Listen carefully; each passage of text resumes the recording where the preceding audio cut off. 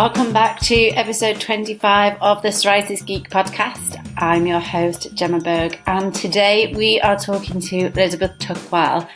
Elizabeth talks to us in detail about how we can use art to help with healing. Now, this may sound a little bit alternative, but I've been trying some of the strategies that she's talked about, and it has really helped. Now, before we dive into the interview, Elizabeth has been really kind and she has recorded a meditation especially for you. And I have put that in the resource area for the Psoriasis Geek Tribe.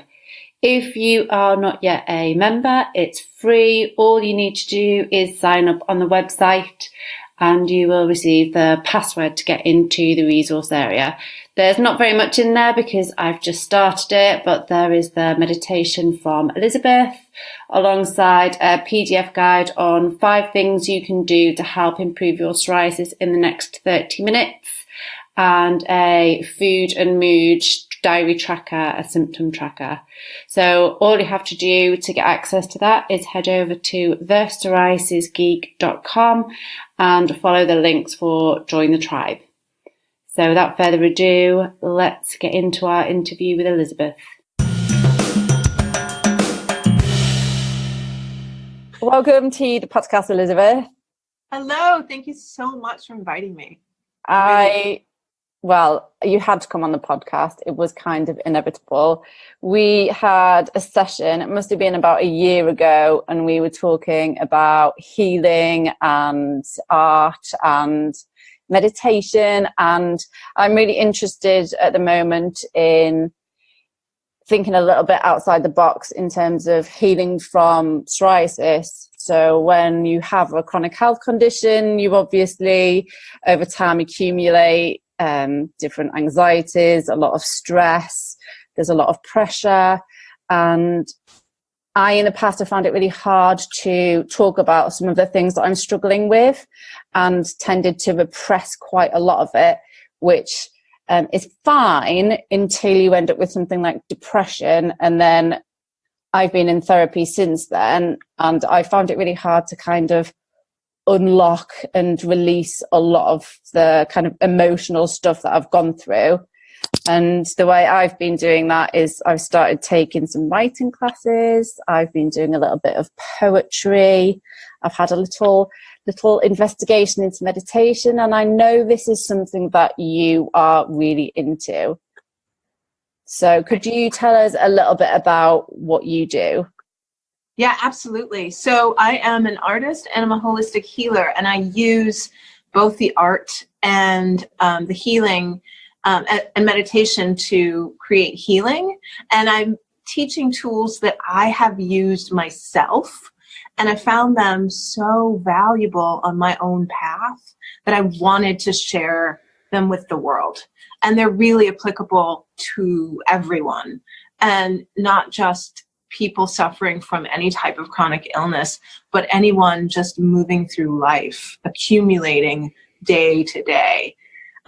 And so I began as a fine artist, and then found that fine art, just the process of art making, really helped me with my own worry, anxiety, and stress. And then I discovered energy work and started applying meditation techniques to my life, and then found that drove that in even deeper. And I was able, instead of constricting inside of myself, I was able to expand, and I was able to breathe again and feel better and feel more alive. So I started Art with Intention to have a platform to give these gifts. And I started with some one-on-one coaching and speaking with people about what they were going through, and then giving them personalized meditations and these energy healing sessions to relieve their stress, and then giving them artistic assignments to even further catalyze that relief.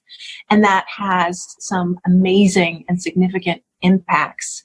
And I've also branched out into team building exercises and bringing the art and the meditation to corporate events and helping them bypass their everyday habitual mind and move into more of a creative part of their experience. And also it really is a great collective team builder. And as well, working with some other populations that really could benefit from stress release. And giving them the tools of art and meditation as well to help them remove the masks that stress and depression and anxiety give us. So that's in a nutshell. I really like the masks. Can you talk a bit more about the masks? Yeah, for sure. So I think that through life, we start off, as our core self, and we are, for the most part, quote unquote pure, right? And then we feel free, as a child without any sort of external impact upon us. We're just ourselves.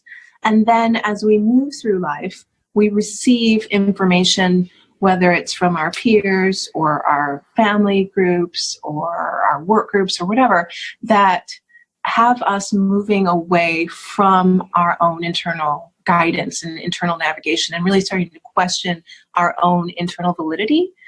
And that causes a bit of identity crisis, a bit of stress.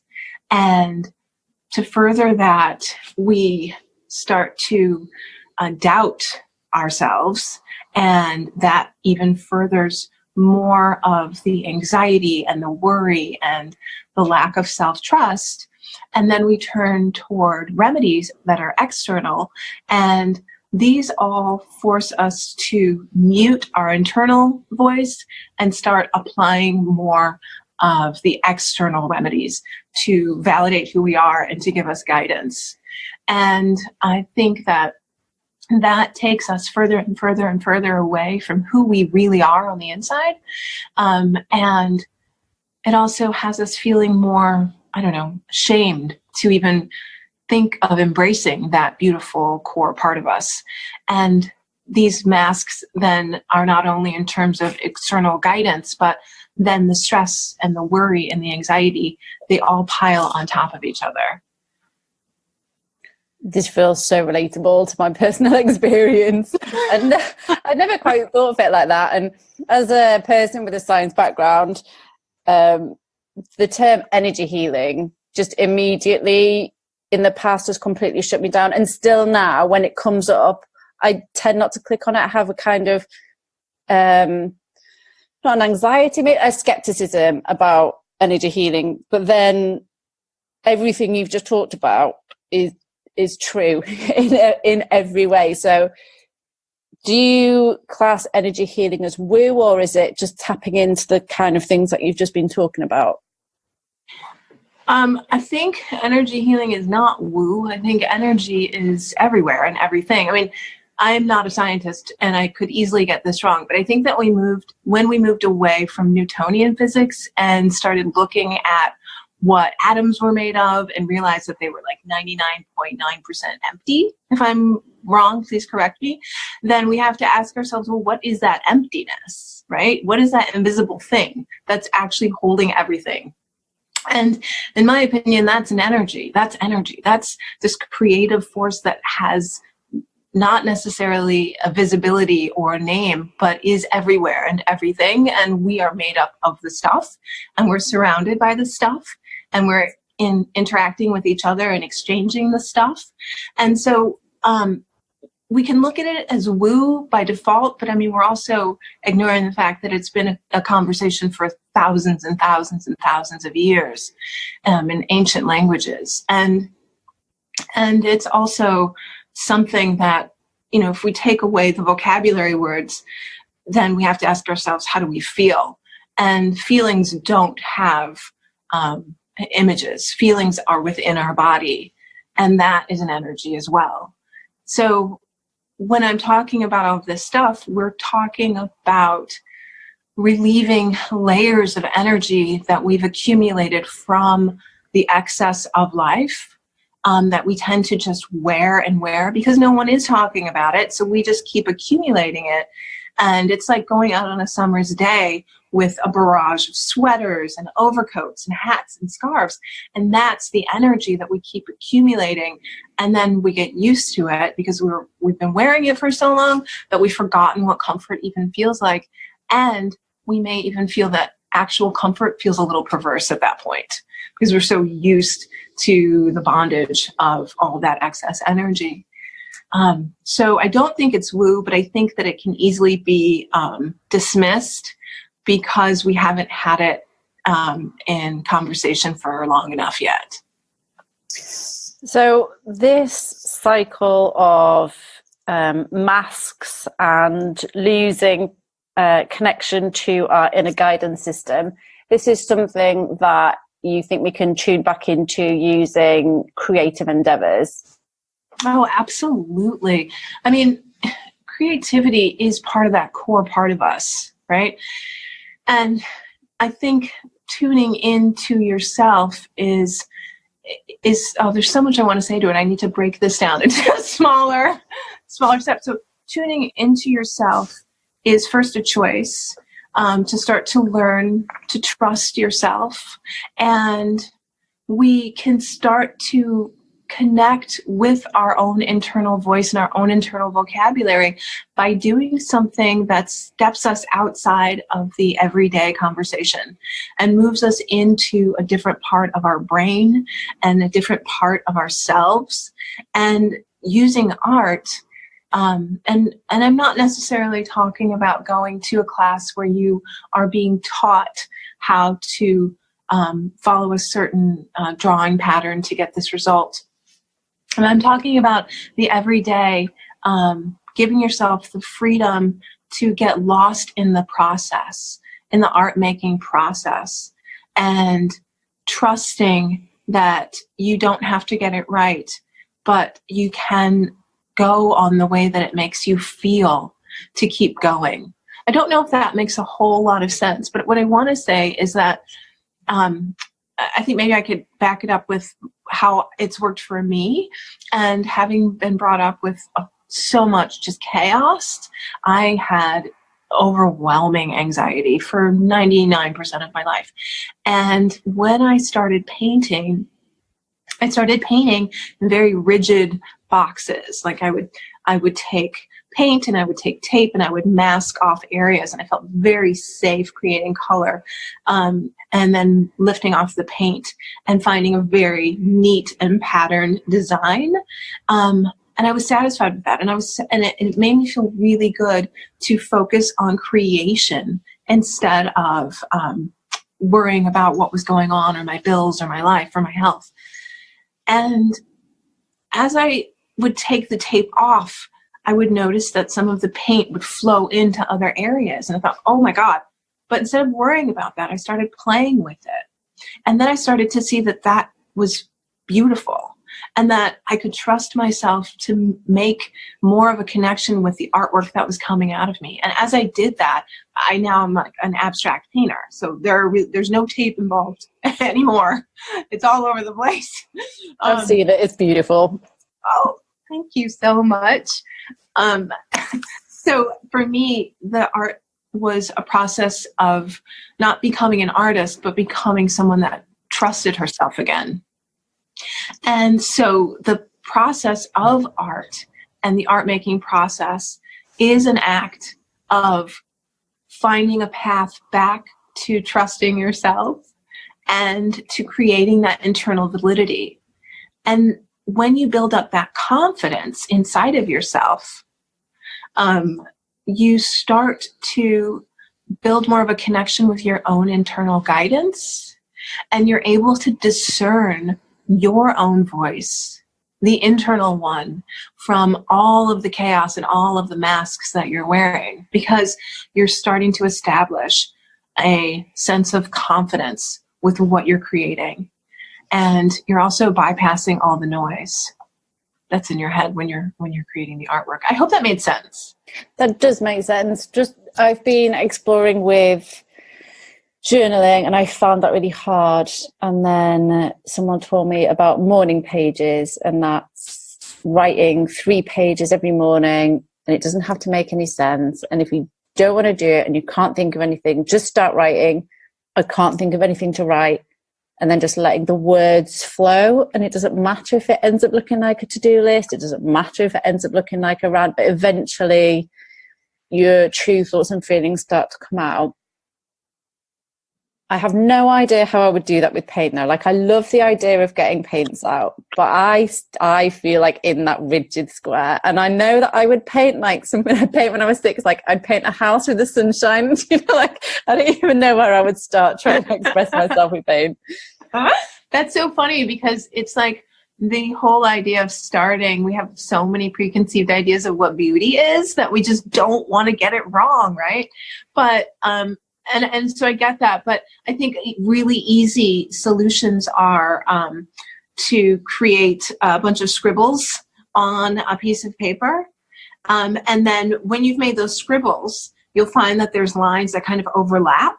And a really easy technique for getting started with art is to take, the little watercolors or the paints and simply start painting within those small lines that overlap. And so you've got this big piece of paper with all these lines, and some are overlapping. And in the areas that are overlapping, you've added these beautiful colors. And so what began as a scribble scrabble turns into this really win-win art assignment where you're able to get out of your head, create some doodling, which just opens up so much in your brain, and then allow so much processing to happen while you're just focusing on coloring in those lines. It's like you're making your own coloring book, basically. And that's a great way to get started with the painting. And so is part of the healing then not necessarily what you're directly producing, it's the fact that while you're doing that, there's other stuff that's processing in your brain? Absolutely, because you're bypassing your overworked neural circuits. And so you're not living in that part of your brain, the one that's constantly trying to figure stuff out all of the time. That's just so overworked. And so then you're moving to a different part of your brain that's into just letting things flow, and you're moving out of that one version of your identity and you're moving into a whole nother untapped part of your identity. And that's allowing all of the overtaxed part to start processing and processing and processing and just unraveling. And then you're just hanging out here in the creative zone. And it's just, I mean, there's this documentary, I haven't seen it, but it's called I Remember Better When I Paint. And it is a movie that shows how drawing and painting stimulated memories in people with dementia. Wow. And it helped them to reconnect with the world. I mean, that's amazing to me, because I feel like there's parts of the brain that are lighting up when we're leaving that overtaxed part of ourselves that are really allowing us to reconnect with the untapped. And the untapped is like a wellspring of vitality and wellness. All right. So, okay. Yeah. So I don't even need to go into this with like an intention, like I'm going to paint about how much I hate having psoriasis and like get the red paints out and start making angry colors. Like it literally is just, you can just start painting, and just that processing is healing in itself. Absolutely. Yeah, you don't have to approach it with any type of goal at all. In fact, I think that would work against the whole purpose, because the whole idea here is just the freeing up of yourself. It's reducing the cortisol, right? It's reducing the stress. And when we're in stress, we're tight, we're tense. Our body is like fight or flight. I can't do it. I'm going to itch. I'm totally stressed out. And your body is just like, I am out of here. So it starts to manifest these skin conditions and it wants to get out, right? I've got to get out. And so when we're moving into this engagement of the art process, we're moving out of that stress. We're reducing the cortisol. We're relieving the anxiety. I think that if you go at it with a set desire of how this is going to look, you're actually going to add the anxiety. But if your attention is, go for it. And with the paint and the anger, you can take it out on the paints and just feel your way through it in a non-logical way. When I went, a quick story about the escape and the skin was when I had a partner who took it their own life, I developed an incredible skin reaction. I was hives from top to tail. And I also had an enormous skin, I think it was an enormous eczema or psoriasis. I don't know what it was. It was just huge on my leg. And it was the first time I couldn't get rid of it. And I went to doctor after doctor after doctor. And they just kept giving me cortisone, and it wasn't working. So someone said, go to this healer. And I was living in Holland at the time. And I went to this healer, and it was probably the last thing on my list to do. And I went, and I don't know what all the things that happened in that session. There was just hands waving and just auras and things were being talked about that I was completely unfamiliar with. But I sobbed. I sobbed and I sobbed and I sobbed for probably 45 minutes of the hour. And I just released. And the healer turned to me and she said, this thing on your skin is you trying to escape out of whatever the pain is that you're bottling up inside. And that had a huge impact on me, knowing that I may think I'm managing okay in the world and saying like, okay, this horrible thing has happened or this stress is going on, but I'm totally cool. It's not actually ever, am I totally cool? It's still happening in my body. It's just that it's going to take a little while for it to show up on the outside and show me that I'm not handling it at all. And so by using art, I'm able to handle it. I'm able to take whatever's happening that I cannot consciously process, and I can let my brain just take it over. I can just let my system do what it needs to do without trying to manhandle it all. And I can allow the art just give me the soothing that I need and reduce my stress and allow my body to begin its own healing. There's a lot to be said about our own power to heal our bodies. And I won't speak to that because I don't know enough about it, but I do have a feeling that this is part of it. I love this idea of release. I think there's quite a lot of power in that. And even as somebody who's only just starting to explore the sort of creativity, that does make a lot of sense. There's a lot of sense in that with anxiety and reducing your cortisol and stress and anxiety. So you talk a lot about painting, but you can use lots of different types of creativity, can't you? Oh my God. Can you give some suggestions of other things that somebody might want to try? Yeah. I mean, you don't even have to have it be something where you're sitting down for a dedicated few minutes, where you're stepping out of your everyday to devote yourself to painting. You can decide that today's the day you're going to take your camera on your phone and make it a photography day and start capturing all the beautiful elements of architecture in your neighborhood. Or, for example, you can scrapbooking, right? So just the art of that collaging, that cutting the paper and putting it on the sheet and gluing it down. You're not freaking out about cutting a piece of paper. You're just cutting it and you're looking for beautiful pictures. Watercolor painting, obviously, is just a wonderful. I like to use watercolor painting with my clients because you can take it anywhere. All you need are the paints. You can go to a restaurant and sit there and get a glass of water and just start painting. It's very portable. Ceramics is also really great. I haven't done too much with it, but in terms of just that tactile sensation, I think that really grounds you and really gets you out of your head. Is just dealing with like mud and clay and earth. That's got to feel amazing. But I think even being out and doodling is huge. I really am a big believer in doodling, just taking a piece of paper and scrabbling all over it. And that gets you out of your head. So it can be as accessible or as complicated as you want it to be. But the bottom line is it is accessible. And you can find easy solutions at home. There's a fun thing I have on my Creative Jumpstart. I have a free Creative Jumpstart program on my website. And one of the things that you can do is just putting food coloring and dish soap in milk. I don't know if you know that really fun painting experience. You take milk and then you add a cotton swab and you dip it in dish soap.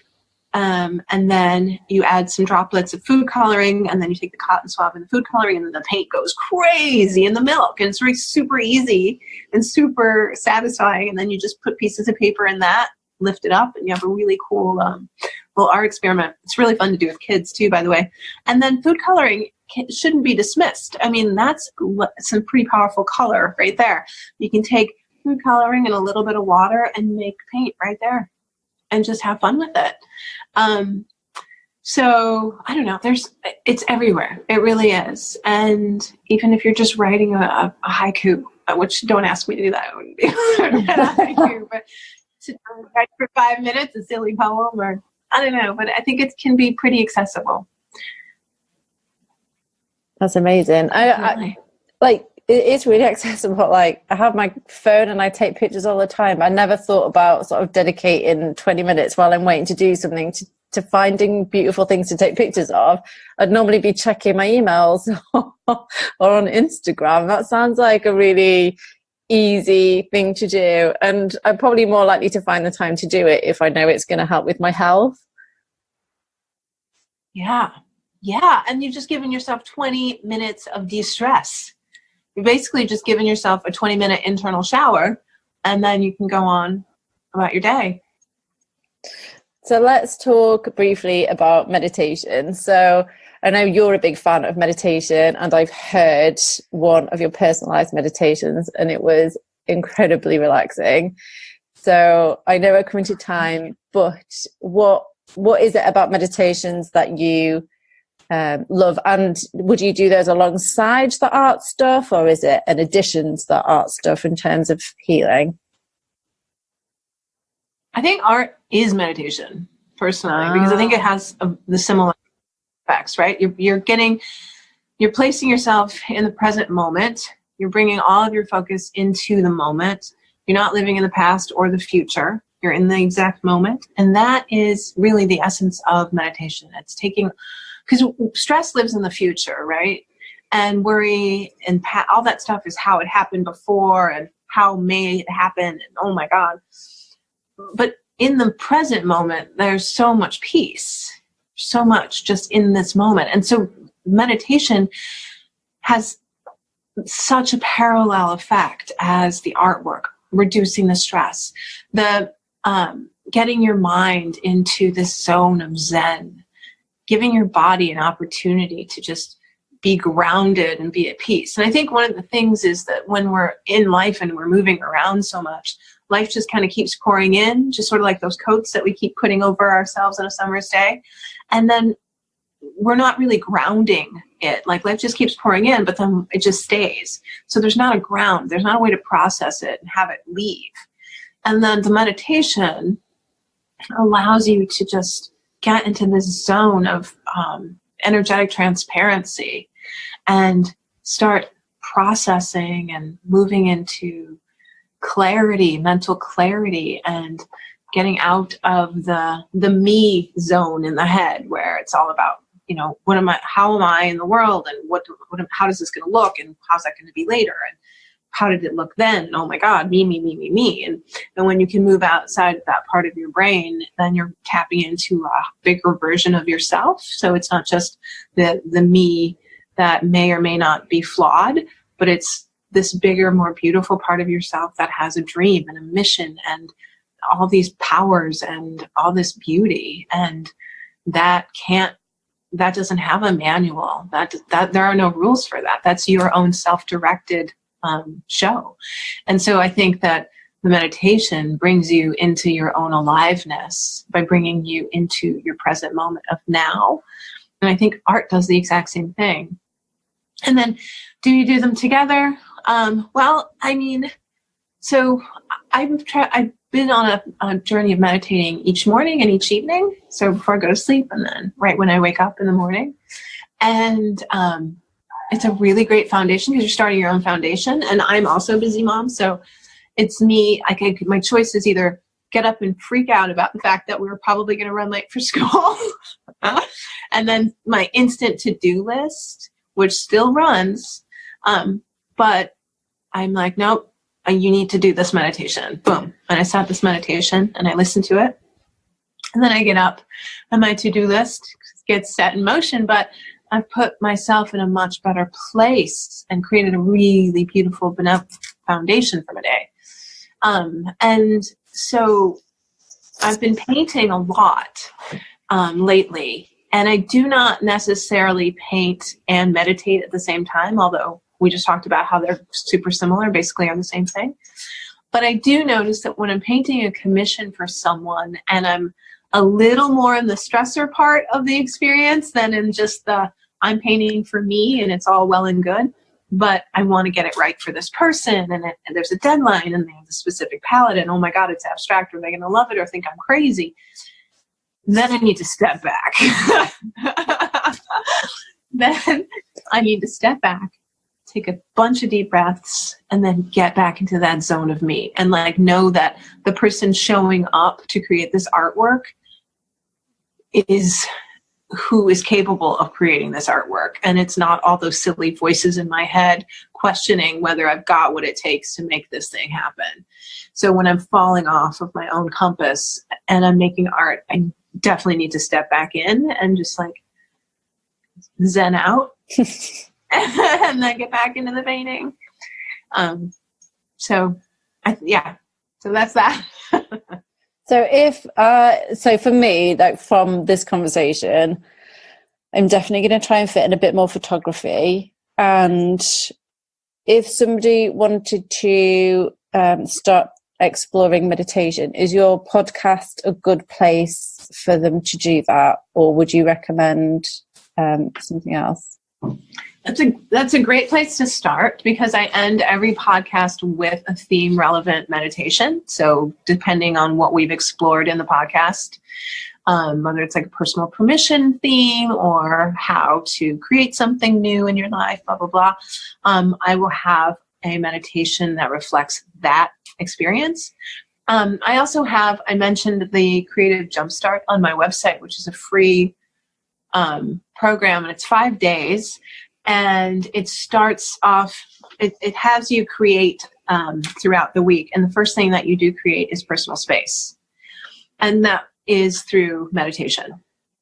So there's a really lovely guided meditation on that first day that helps you to release some outdated stuff that you're hanging on to and create some internal space for yourself. And then your listeners are welcome to write to me, and I have some meditations I can send them happily, easily as well. Okay, perfect. I'll put your email address. I write a blog post for every episode now, so I shall put the link to your Creative Jumpstart course and your email contact information. Or do you have a contact form through your website? No, I may. No, I don't think I do. Okay, in which case I'll definitely put your email in the blog post. So for people who are audio only, if you check out artwithintention.com, you should be able to find all of the information on there. And Elizabeth is also active on Instagram. What's your handle? At Elizabeth Tuckwell. Perfect. And is there anywhere else people can find you if they want a bit more? No, I think that's it. If they want to look at my artwork, my portfolio is at elizabethtuckwell.com.